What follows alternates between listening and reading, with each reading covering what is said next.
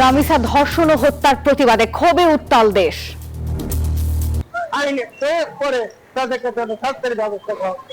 আমরা এই হত্যাকাণ্ডের তীব্র নিন্দা এবং প্রতিবাদ জানাচ্ছি। আমরা সর্বোচ্চ কঠোর শাস্তি চাই। এখানে দ্রুত বিচারের আশ্বাস সরকারের। আমরা এটুকু অ্যাসুরেন্স দিতে পারি, আমাদের পক্ষ থেকে সংক্ষিপ্ত সময়ের ভিতরে সুষ্ঠু তদন্ত করে চার্জশিট দাখিল করা হবে। আমাদের পক্ষ থেকে এই বিচার প্রক্রিয়াটাকে সামনের দিকে দ্রুত সম্পন্ন করার জন্য যা কিছু করা সম্ভব আমরা সবটুকুই করব। বিশেষ বেঞ্চ গঠনের আবেদন আইনজীবীদের। তেলের ভোগান্তি না কাটতেই সিএনজি সংকট, ফিলিং স্টেশনে দীর্ঘ লাইন। প্রতিদিনই গ্যাস নিতে প্রায় 2 ঘন্টা লাগে সর্বনিম্ন। যেখানে 600-700 টাকার গ্যাস ঢুকে সেখানে ঢুকছে মাত্র 220 টাকা। গ্রাহক পর্যায়ে বিদ্যুতের দাম 6 থেকে 10% পর্যন্ত বাড়ানোর প্রস্তাব। শেখ হাসিনাকে ফেরত চায় বাংলাদেশ, নিজে ফিরলেও বিচারের মুখোমুখি হতে হবে বললেন স্বরাষ্ট্রমন্ত্রী। অনুপ্রবেশ ঠেকাতে সতর্ক বিজিবি।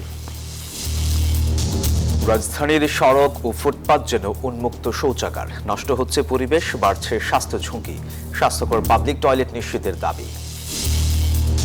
পশুর হাটে আসছে বাহারি রং ও নামের গরু, জমে উঠেছে বেচাকেনা। আমি গরু আনছি 12টা আর আছে মাত্র 2টা। মারি গাওয়া বা কোনো রকমের উচ্ছৃঙ্খল করা, কোনো দলীয় প্রভাব খাটানো এরকম কিছু এখানে নেই। ত্রুটিপূর্ণ সিইটিপি, ট্যানারি বর্জ্যে দূষিত ধলেশ্বরী।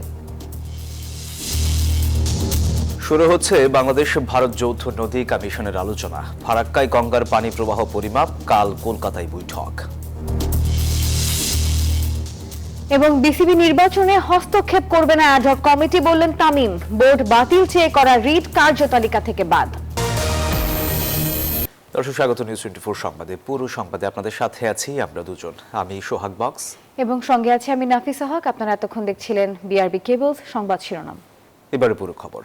রাজধানীর পল্লবীতে দ্বিতীয় শ্রেণীর শিক্ষার্থী 8 বছরের রামিসা আক্তারকে নির্মমভাবে ধর্ষণ ও হত্যার ঘটনায় দেশে জুড়ে তীব্র বিক্ষোভে ফেটে পড়েছে মানুষ। রাস্তায় রাস্তায় মানববন্ধন করেছেন সাধারণ শিক্ষার্থী সহ বিভিন্ন সংগঠন। সবার দাবি একটাই, সুষ্ঠু বিচার ও গ্রেপ্তার মূল আসামির দৃষ্টান্তমূলক শাস্তি। ক্ষোভে ফুঁসছে রাজধানী, বাতাসে ভাসছে বিচারের দাবি। খেলার সাথী আর সহপাঠীকে হারিয়ে স্তব্ধ রামিসার বিদ্যালয়ের আঙিনা। সহপাঠীর এমন নির্মম বিদায় মেনে নিতে পারছে না কোমলমতি শিশুরাও। এদিকে রামিসার শোক সন্তপ্ত পরিবারকে সান্ত্বনা দিতে মিরপুরের বাসায় ভিড় করছেন বিভিন্ন রাজনৈতিক ও সামাজিক সংগঠনের প্রতিনিধিরা। জামায়াতে ইসলামী সহ বিভিন্ন সংগঠনের নেতৃবৃন্দ নিহতের মা বাবার পাশে দাঁড়িয়ে গভীর সমবেদনা জানান এবং দোষীদের দ্রুততম সময়ে সর্বোচ্চ শাস্তি দাবি তোলেন। আমরা চাই শুধু রামিসার খুনিদেরকে গ্রেফতার করা নয়, জনসম্মুখে প্রকাশ্যে তাদেরকে মৃত্যুদণ্ড দেওয়া। এছাড়া রামিসার শোকার্ত পরিবারকে সান্ত্বনা দিতে মিরপুরের বাসায় যান সংরক্ষিত নারী আসনের সংসদ সদস্য সানজিদা তুলি। হত্যাকাণ্ডের বিচারে দেন পাশে থাকার আশ্বাস। আমরা সর্বোচ্চ কঠোর শাস্তি চাই এখানে, এবং এটা আমি জানি আমাদের আইনমন্ত্রী অলরেডি বলেছেন, প্রধানমন্ত্রীর পক্ষ থেকেও এটা বলা হচ্ছে যে এইখানে দৃষ্টান্তমূলক শাস্তি হবে। প্রশাসন যারা এসছেন এখানে তারাও নিশ্চিত করে গেছেন, এবং এত বড় নৃশংস ঘটনা যেন বাংলাদেশে আর না হয়। কেবল ঢাকাতেই নয়, এই নৃশংসতার প্রতিবাদে দেশের বিভিন্ন জেলাতেও নেমেছে মানুষের ঢল। রামিসার উপরে হওয়া এই ন্যাক্কারজনক ঘটনাটি বিচ্ছিন্ন কোনো ঘটনা নয়, বরং এটি ধর্ষকদের দেশ জুড়ে চলতে থাকা বর্বরতার সাম্প্রতিকতম। আন্দোলনকারীরা জানান রামিসা হত্যার বিচার জনসম্মুখে করে দৃষ্টান্ত স্থাপন করা গেলে এ ধরনের ঘৃণিত ঘটনা পুনরাবৃত্তি বন্ধ করা সম্ভব। সরকারের চোখ খুলে দেওয়ার জন্য তারা যেন মা বসে থেকে অনতিবিলম্বে আইন প্রয়োগ করে তাদেরকে যেন শাস্তির ব্যবস্থা করা। রামিসা একজন স্কুল শিক্ষার্থী, তাকে নির্মমভাবে নির্যাতনের পর হত্যা করা হয়েছে। আমরা শিক্ষক শিক্ষার্থীরা কুমিল্লা আইডিয়াল কলেজের পরিবার আমরা এই হত্যাকাণ্ডের তীব্র নিন্দা এবং প্রতিবাদ জানাচ্ছি। গত মঙ্গলবার মিরপুরের পল্লবীতে মিল্লাত ক্যাম্প সংলগ্ন একটি বাসায় ঘটে এই লোমহর্ষক ঘটনা। শিশু রামিসাকে পাশবিক নির্যাতনের পর নির্মমভাবে তার মাথা বিচ্ছিন্ন করে খুন করা হয়। রাজু মাহমুদ, নিউজ 24, ঢাকা। এদিকে রামিসা হত্যা মামলার তদন্ত প্রতিবেদন 1 সপ্তাহের মধ্যে দিতে পুলিশকে নির্দেশনা দিয়েছেন আইনমন্ত্রী। বলেছেন, এই ঘটনার দ্রুত বিচার সম্পন্ন হলে বিচার বিভাগ নিয়ে মানুষের অনাস্থা দূর হবে। আর স্বরাষ্ট্রমন্ত্রী জানান, অপরাধী 164 ধারায় জবানবন্দি দেয় এই মামলার চার্জশিটে সময় লাগবে না। আপনারা বিচার করতে পারবেন না। আপনারা কোনো এক্সাম্পল দাঁড়া করাতে পারবেন না। কতটা কষ্ট আর আক্ষেপ নিয়ে একজন বাবা আদরের সন্তান হত্যার বিচারের আশা ছেড়ে দিতে পারেন। রামিসার বাবার এই বক্তব্য দেশের বিচার প্রক্রিয়া নিয়ে নানা প্রশ্নের জন্ম দিয়েছে। আইনমন্ত্রী বলছেন, পুলিশকে দ্রুত প্রতিবেদন দেওয়ার নির্দেশ দেওয়া হয়েছে। স্বরাষ্ট্রমন্ত্রী জানান, 164 ধারায় অপরাধী দোষ স্বীকার করায় মামলার বিচার প্রক্রিয়া দ্রুত শেষ হবে। রামিসার যে প্রধান আসামি দর্শক, তার স্ত্রী সহ তাদেরকে গ্রেফতার করা হয়েছে। 164 স্টেটমেন্ট দিয়েছে, জবানবন্দি দিয়েছে মূল আসামি। আমরা এটুকু অ্যাসিউরেন্স দিতে পারি, আমাদের পক্ষ থেকে সংক্ষিপ্ত সময়ের ভিতরে সুষ্ঠু তদন্ত করে চার্জশিট দাখিল করা হবে। আমাদের পক্ষ থেকে এই বিচার প্রক্রিয়াটাকে সামনের দিকে দ্রুত সম্পন্ন করার জন্য যা কিছু করা সম্ভব আমরা সবটুকুই করব। গত বছর মাগুরার আছিয়া হত্যাকাণ্ডের মূল আসামি হিটু শেখের বিচার দ্রুত শেষ করে ফাঁসির আদেশ দেয় আদালত। সেই রায় আজও কার্যকর হয়নি। সরকার স্পর্শকাতর মামলাগুলো দ্রুত বিচার শেষ করে মানুষের আস্থা ফেরাতে চায় বলছেন এই দুই মন্ত্রী। ঘুণে ধরা সমাজ একটা, সেটা মনে করা যায় এটা মানুষের মনুষ্যত্ব হারানোর একটা জায়গা। যারা এই ধরনের অপরাধের সাথে সম্পৃক্ত, এখানে সেই অপরাধীদেরকে দৃষ্টান্তমূলক শাস্তি যদি আমরা না দিতে পারি, সেটা একটা ব্যাড মেসেজ যাবে এবং আমরা এই পথ দিয়ে আগাবো। এইটুকু অ্যাসিউরেন্স দিতে পারি যে সম্ভাব্য সংক্ষিপ্ত সময়ের ভিতরে একটা দৃষ্টান্তমূলক বিচার সম্পন্ন হবে। এদিকে শিশু ধর্ষণ ও হত্যা মামলাগুলো দ্রুত শুনানি করতে বিশেষ বেঞ্চ গঠনের আবেদন করে প্রধান বিচারপতিকে চিঠি দিয়েছেন আইনজীবীরা। জুডিশিয়াল সীমাবদ্ধতার মধ্যেও এইগুলোকে যেভাবে আলাদা আইন করে আমরা আলাদা করতে পেরেছি, হাইকোর্টেও যেন এরকম আলাদা কিছু গঠন করা হয়। শানাজি ইয়াসমিন, নিউজ 24, ঢাকা। স্কুল চেয়ারম্যানের অপমানে ছাত্রীর আত্মহত্যার প্রতিবাদে বিক্ষোভ করেছে ব্রাইট স্কুলের শিক্ষার্থীরা। বৃহস্পতিবার সকাল থেকেই তারা কলেজ ক্যাম্পাসে বিক্ষোভ শুরু করে। এর আগে শিক্ষা প্রতিষ্ঠানটির অধ্যক্ষকে অবরুদ্ধ করে তারা। গতকাল দনিয়ায় ব্রাইট স্কুল অ্যান্ড কলেজের পরীক্ষার কক্ষ থেকে স্কুল ছাত্রী সাবিকুনকে ডেকে নিয়ে তার সঙ্গে দুর্ব্যবহার করেন স্কুলের চেয়ারম্যান মাসুদ হাসান লিটন। তার আচরণ মানসিকভাবে মেনে নিতে না পেরে বাসায় ফিরে আত্মহত্যা করে ওই শিক্ষার্থী।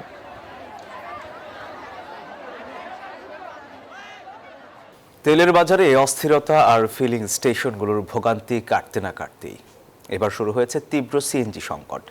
রাজধানীর সিএনজি ফিলিং স্টেশনগুলোতে গত প্রায় 2 মাস ধরে চলছে গ্যাসের তীব্র চাপ স্বল্পতা। ঘন্টার পর ঘন্টা লাইনে দাঁড়িয়েও চাহিদা মতো গ্যাস পাচ্ছেন না চালকরা। গ্যাস সংকটের আঁচ লেগেছে সাধারণ মানুষের রান্নাঘরেও।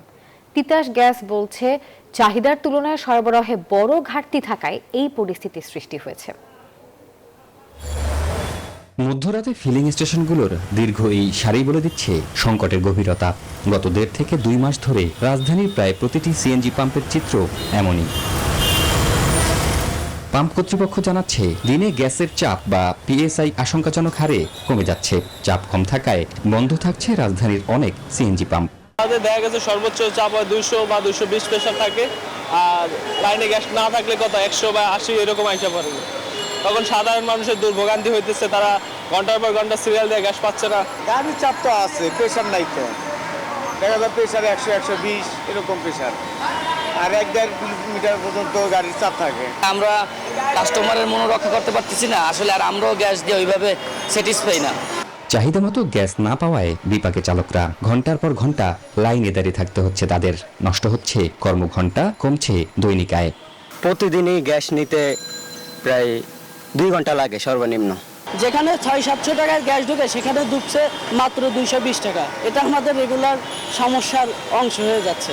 গ্যাস নিয়ে হাইরে জমা দিয়ে খাওয়া দাওয়া আমরা বেতন করে এমন অবস্থা।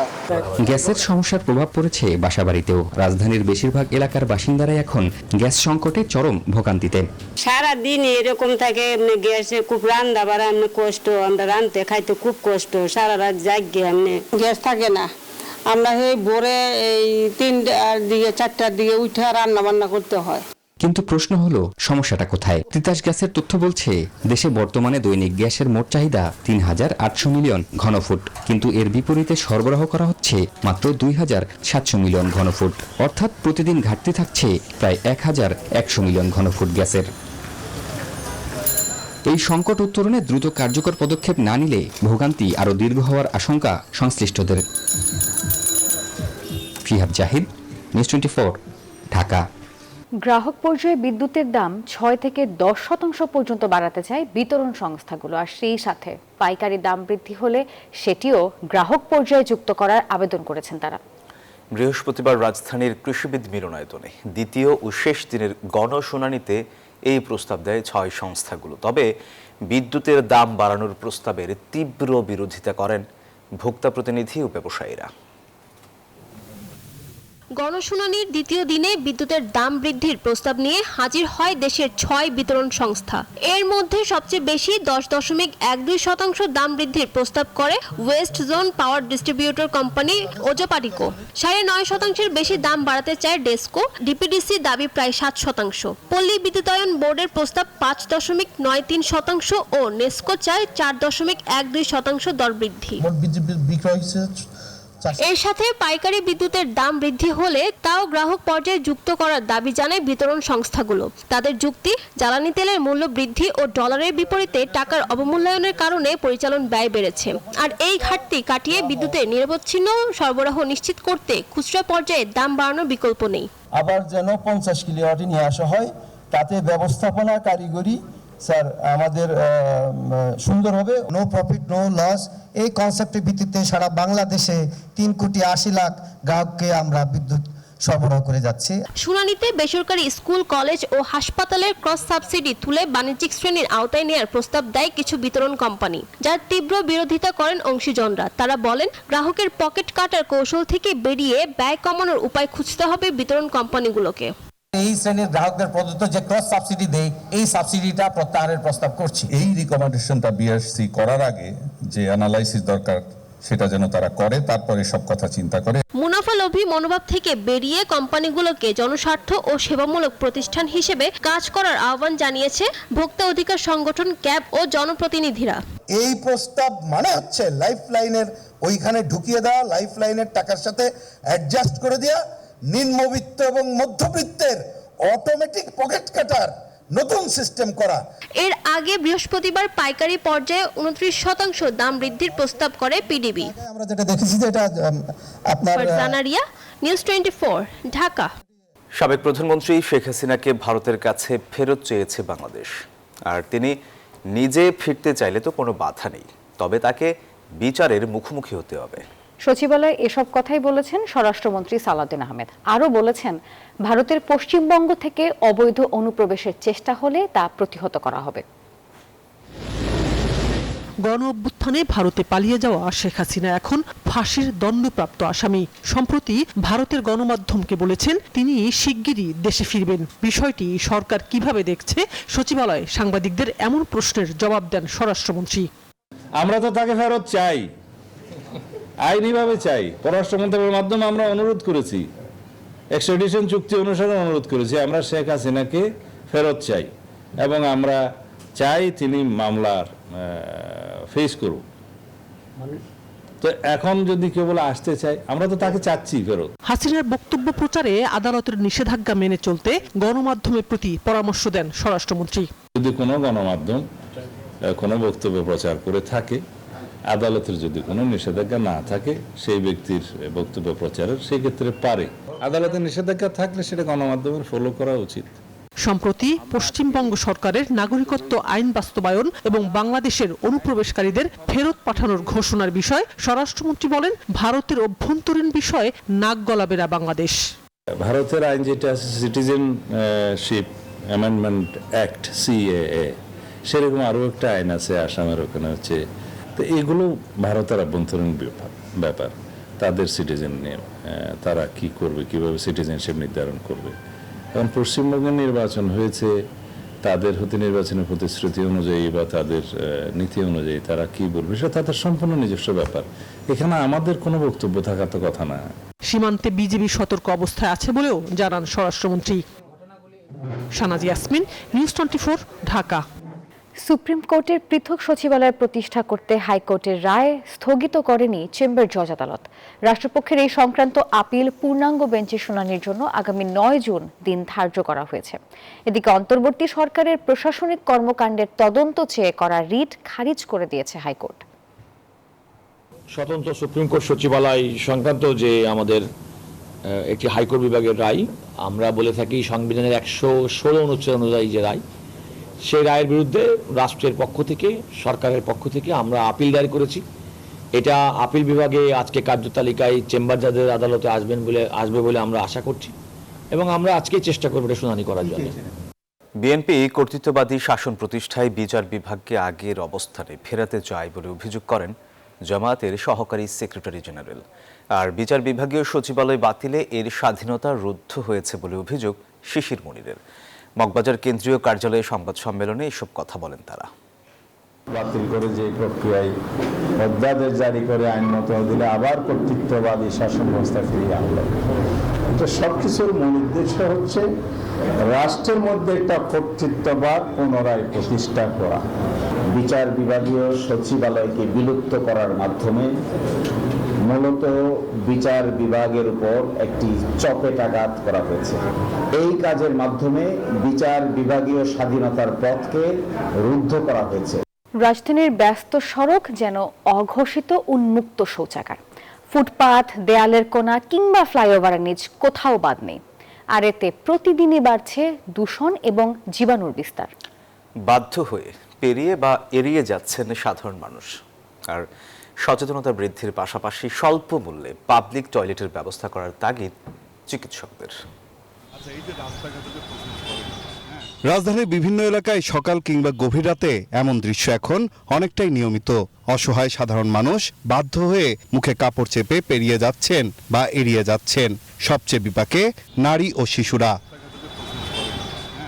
নোংরা পরিবেশের কারণে দুর্ভোগে পড়ছেন পথচারীরাও। বিশেষ করে বৃষ্টি হলে এসব বর্জ্য ছড়িয়ে পড়ে আশপাশে, বাড়ছে দূষণ ও জীবাণুর বিস্তার।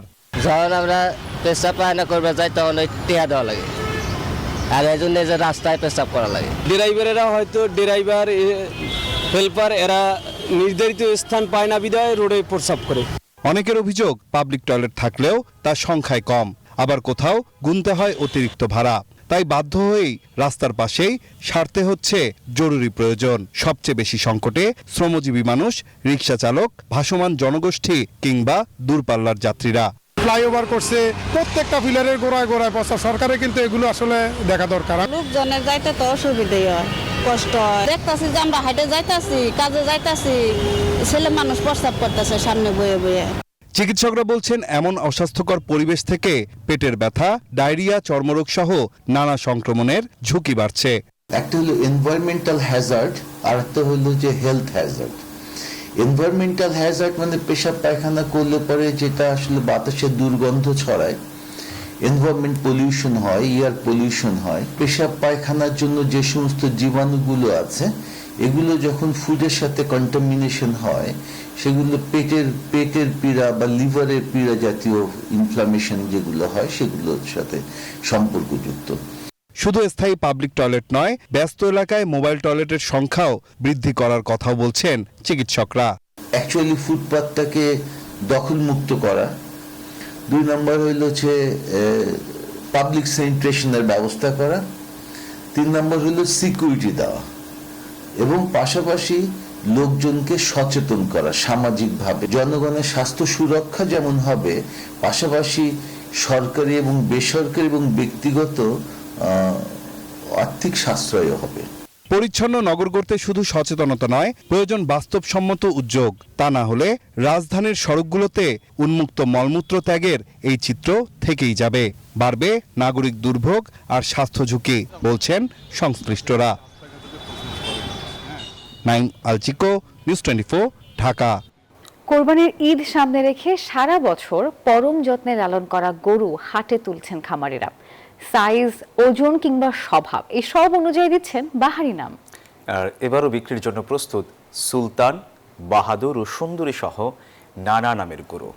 দামও হাঁকা হচ্ছে 5 থেকে 15 লাখ টাকা। কুষ্টিয়ার খামারে পালিত গরুটির নাম বুলেট। লাল বর্ণের গরুটি চলনে বলনে ক্ষিপ্রভাব। তার ওজন প্রায় 800 কেজি। দাম হাঁকানো হচ্ছে 7 লাখ টাকা। সুলতানের বাদশাহী ভাব, ওজন প্রায় 1 টন। সিরাজগঞ্জের উল্লাপাড়ার সোহেল রানার খামারে বড় হয়েছে সে।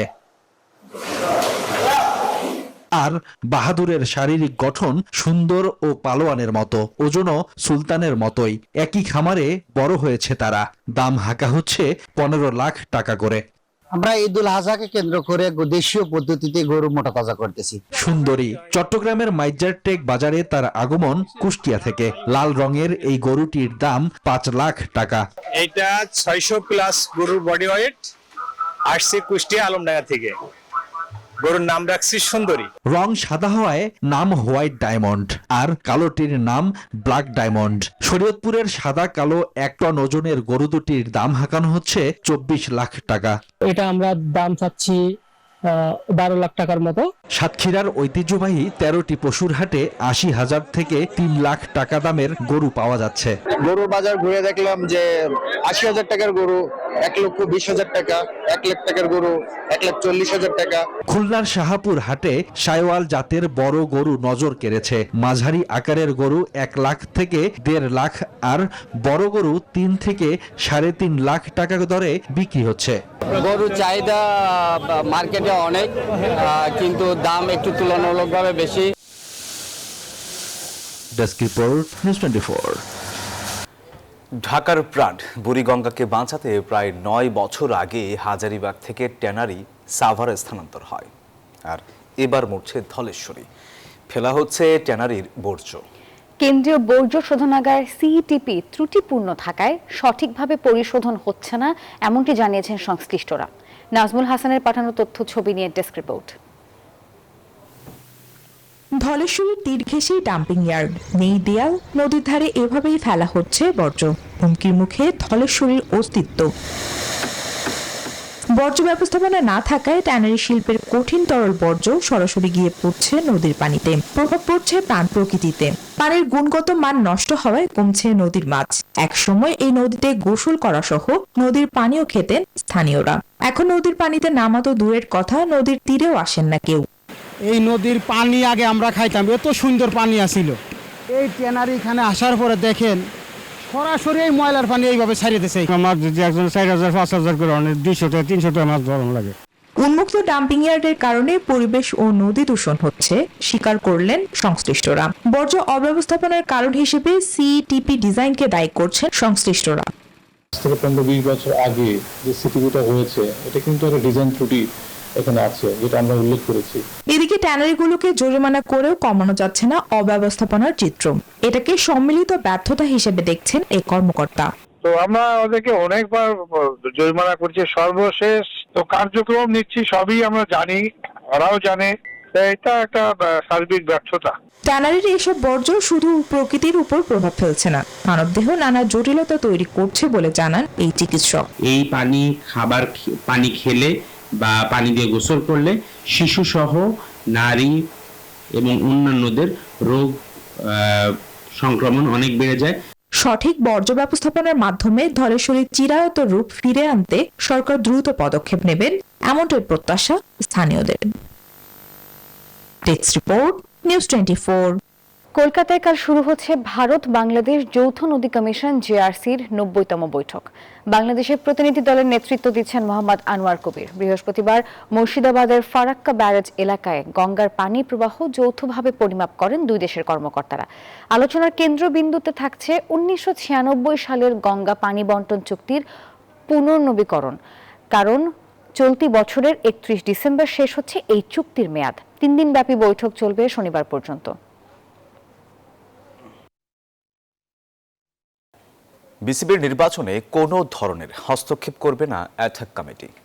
মিরপুরে গণমাধ্যমের সাথে আলাপকালে এই কথাই বলেন বোর্ড সভাপতি তামিম ইকবাল। চিঠি এসেছে, ওইগুলা সেপারেটলি লিখে দেওয়া হয়েছে, এটা ইসি ডিসাইড করার জন্য। এই জিনিসগুলা পুরোপুরিভাবে সিদ্ধান্ত নিবে ইসি। এটাতে ক্রিকেট বোর্ডের কোনো ডিরেক্টর বা প্রেসিডেন্ট বা সিইও তাদের কোনো ইনভলভমেন্ট থাকবে না। বিসিবির অ্যাডহক কমিটি গঠনের সিদ্ধান্তকে চ্যালেঞ্জ করে আমিনুল ইসলাম বুলবুল সহ 12 জনের দায়ের করা রিট কার্যতালিকা থেকে বাদ দিয়েছেন হাইকোর্ট। বিচারপতি ফাতেমা নাজিব ও বিচারপতি AFM সাইফুল করিমের হাইকোর্ট বেঞ্চ শুনানি শেষে রিটটি কার্যতালিকা থেকে বাদ দেন। এদিন বিসিবির পক্ষে শুনানি করেন অ্যাটর্নি জেনারেল রুহুল কুদ্দুস কাজল। এর আগে জাতীয় ক্রীড়া পরিষদ 5 এপ্রিলের একটি তদন্ত প্রতিবেদনের ভিত্তিতে বিসিবির নির্বাচিত কমিটি ভেঙে দেয় এবং সাবেক জাতীয় দলের অধিনায়ক তামিম ইকবাল খানকে চেয়ারম্যান করে অ্যাডহক কমিটি গঠন করেন। দর্শক, এই ছিল নিউজ 24 সংবাদের এখনকার আয়োজনে। সঙ্গে থাকার জন্য ধন্যবাদ।